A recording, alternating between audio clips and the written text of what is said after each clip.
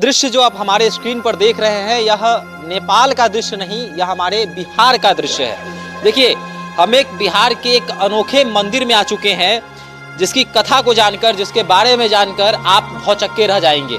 कभी नेपाल के कमांडर ने इस मंदिर का निर्माण करवाया था और पूरी तरह रो रहा है।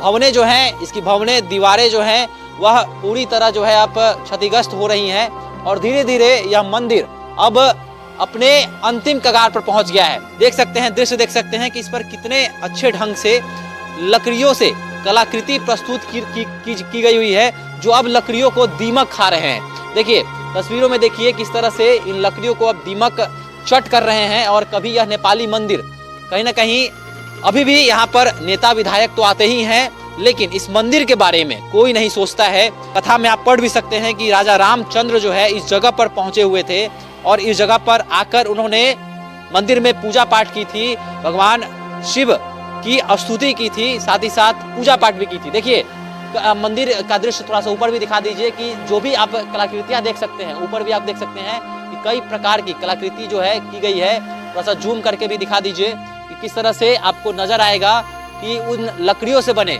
कलाकृति जो है इस मंदिर पर बनाए गए हैं। आपको बता, जो काम कला होता है उससे जुड़े कई चित्र जो हैं यहाँ प्रस्तुत किए गए हैं और खासकर जो काम क्रीड़ा होता है उसके जरिए जो युगल होते हैं, जो प्रेमी युगल होते हैं, उनकी चित्र जो है लकड़ियों से प्रस्तुत की गई है। बड़े ही बारीकी ढंग से इसको बनाया गया है।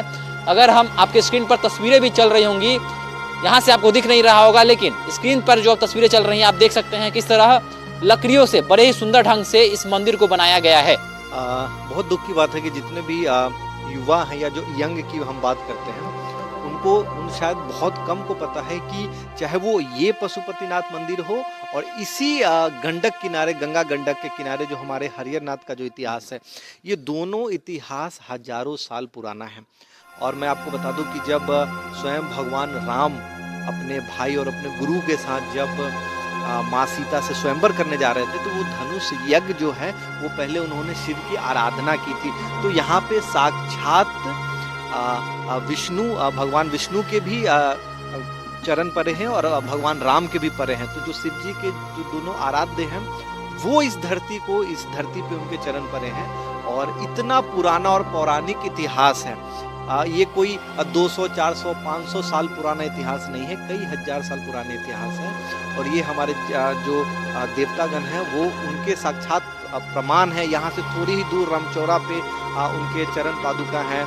पीछे ये, और जो नेपाल और जो भारत, और मैं कहूँ नेपाल और जो बिहार का इतिहास है कि आज भी नेपाल के जो गज ग्रह की लड़ाई है, जो बहुत ही आप लोगों ने सुनी होगी, जो श्रापित गज और ग्राह के लिए जो भगवान विष्णु आके उन्होंने उस युद्ध को खत्म किया था, ये युद्ध नेपाल से शुरू हुआ था और यहाँ खत्म हुआ था। तो नेपाल और हमारा तो रिश्ता वैसा है कि आज अगर हम थोड़ा सा इसको इंटर स्टेट या इंटर कंट्री कर दें तो ये कितना ग्लोबल हो सकता है।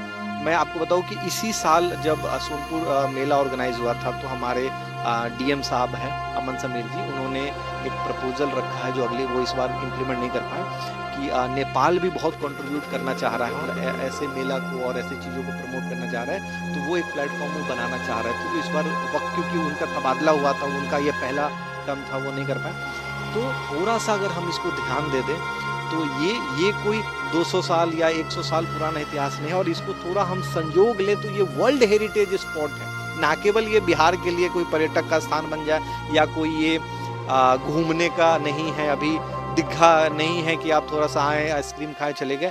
वर्ल्ड हेरिटेज सेंटर में ये आ सकता है। थोड़ा हमें इसे प्लेटफॉर्म पे लेके आना है। रणबीर जी, आपसे सवाल होगा। देखिए लकड़ी से बना कलाकृति है, बड़ा ही सुंदर लग रहा है। इसको अगर पेंट भी किया जाता तो अभी तक ये सुरक्षित रहता। पेंट भी हमको लग रहा है 100 साल से नहीं किया गया। क्या कुछ कहेंगे इस विषय में? देखिए, पहले तो हम यह बता दें आप सबको कि पशुपतिनाथ मंदिर काठमांडू नेपाल में है। नेपाल पूरी तरह से हिंदू राष्ट्र है, वहाँ आपको एक मस्जिद नहीं मिलेगा पूरे नेपाल में। खैर, तो आइए मंदिर पे। तो पशुपतिनाथ मंदिर जो काठमांडू में है उसकी ऐसी मान्यता है कि अगर आप पशुपतिनाथ मंदिर का दर्शन करते हैं तो आपका पशु जन्म से मुक्ति मिल जाएगा। लेकिन इसमें भी एक पेच है पेच यह है कि पशुपतिनाथ मंदिर के दर्शन के बाद जब आप केदारनाथ मंदिर का दर्शन करते हैं भारत में, तभी उसकी पूर्ण प्राप्ति आपको होगी। वरना केवल पशुपतिनाथ मंदिर दर्शन कीजिएगा तो आधा ही फल मिलेगा। आधा पूरा फल पाने के लिए केदारनाथ दर्शन करना पड़ता है। तो जिस तरह से केदारनाथ और पशुपतिनाथ लिंक है, उसी तरह से इस मंदिर का जुड़ाव पशुपतिनाथ मंदिर से है। आप इसके चारों तरफ के बनावट को देख सकते हैं और इस मंदिर के शिखर को देख सकते हैं। और गजग्राह की लड़ाई की जो बात इन्होंने की है, तो यह गंडक नदी के किनारे मंदिर है और गंडक नदी पर ही गजग्राह की लड़ाई हुआ था। कौनहारा घाट जिसको कहते हैं कि कौन हारा, भगवान यहाँ खुद आए थे गज को बचाने के लिए। तो यह गंडक नदी नेपाल से निकलती है और नेपाल से ही यहाँ आती है। तो ये हर तरह से, हर दृष्टिकोण से यह जुड़ा हुआ नेपाल और भारत का जुड़ाव है और इस मंदिर का पशुपतिनाथ मंदिर से जुड़ाव है। यह यूनेस्को का वर्ल्ड हेरिटेज साइट होना चाहिए, लेकिन हमारे सरकार को ताजमहल से फुर्सत मिलेगा तब तो। यहाँ तो जो भी सुविधा देना है, जो भी नाम देना है, जो भी पहचान देना है, केवल ताजमहल को देना है। चादर चढ़ाने से यहाँ के नेताओं को मुक्ति मिला नहीं, तो इस मंदिर का दर्शन कैसे होगा? नेपाली मंदिर के लिए उनके डिक्शनरी में कोई जगह ही नहीं है। उनको तो 20% से मतलब है। वहाँ वो हरा हरा चादर चढ़ाएंगे और अपना नाम कमाएंगे। पर्यटन का बहुत बड़ा हब बन सकता था ये।